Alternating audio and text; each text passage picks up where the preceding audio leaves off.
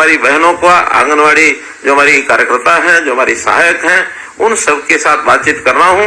मैं स्वयं उनको बताऊंगा कि हमने जो उनके मानदेय हैं, जो मानदेय अभी तक आपको, यानी आंगनवाड़ी कार्यकर्ता जो 10 वर्ष से ऊपर की कार्यकर्ता है, क्योंकि इसके दो भाग किए हैं, 10 वर्ष से कम काम करने वाली कार्यकर्ता और 10 वर्ष से ऊपर अधिक सेवा देने वाली कार्यकर्ता। तो जो अभी तक 10 वर्ष से ऊपर जो सेवा देती है वो कार्यकर्ता अपनी है, उसका जो मानदेय है अभी 12,661 रुपया है। तो आज से उसको बढ़ाकर मैं 14,000 रुपया देने की घोषणा करता हूं। लगभग 1,339 रुपया इनका बढ़ जाएगा और ये 14,000 रुपया पाएंगी। इसी प्रकार जो 10 वर्ष से कम काम की जो सेवा जिनकी हुई है, या फिर जिनको मिनी आंगनवाड़ी कार्यकर्ता हम कहते हैं, तो मिनी आंगनवाड़ी कार्यकर्ता और 10 वर्ष से कम काम करने वाली ऐसी हमारी जो कार्यकर्ता हैं, इनका अभी तक का मानदेय है 11,401। इसको बढ़ा करके 12,500 रुपया आज से किया जाता है। इनकी वृद्धि भी लगभग 1,100 रुपया महीने की ये की जाती है। इसी प्रकार आंगनवाड़ी जो हेल्पर हैं, इन आंगनवाड़ी हेल्पर्स का अभी तक का मानदेय है 6,781। इसको भी बढ़ा करके 7,500 रुपया किया जाता है, अर्थात 719 रुपए की वृद्धि इसमें भी की जाती है।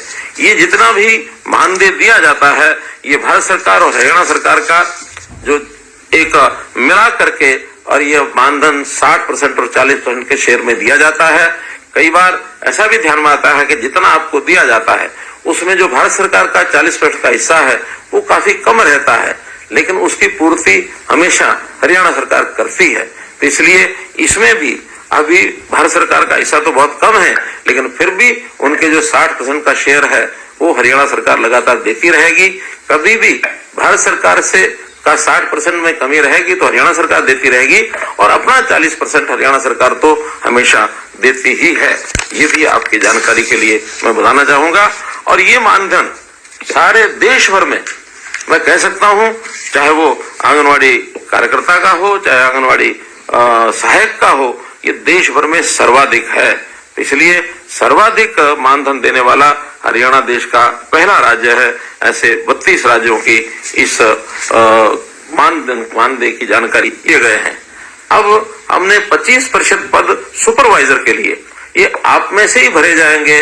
उसकी भी फरवरी 2024 में एक छोटी परीक्षा होगी। योग्य जो बहनें हैं वो सुपरवाइजर के पद पर भी 25% की संख्या में उसमें जा सकेंगे। ये हम पहली बार कर रहे हैं और ये एक छोटा परीक्षा का जो एक कार्यक्रम है उसको लेकर के किया जाएगा। इसी के साथ रिटायरमेंट के समय भी हम कुछ सम्मान राशि ये पहले आपको देते थे। अभी तक आंगनवाड़ी जो वर्कर हैं और आंगनवाड़ी हेल्पर हैं उनको 1 लाख रुपया और 50,000 रुपया ये दिया जाता था। अब वर्कर जो है यानी कार्यकर्ता हैं, उन कार्यकर्ता को 1 लाख की बजाय 2 लाख रुपया दिया जाएगा यानी रिटायरमेंट के समय, और जो हेल्पर हैं उनको 50,000 रुपए की बजाय 1 लाख रुपए की राशि दी जाएगी, अर्थात ये दोनों को डबल कर दिया गया है। इसी प्रकार वर्दी भत्ता भी अभी तक 800 रुपया दिया जाता था, अब इसको बढ़ा करके 1,500 रुपया वार्षिक करने की मैं घोषणा करता हूं। गांव के अंदर हम लोगों ने बाल वाटिकाएं, यानी सरकारी स्कूलों में जो हमारे जितने भी आंगनवाड़ी हैं उनको नाम पहले दिया था हमने प्ले वे स्कूल।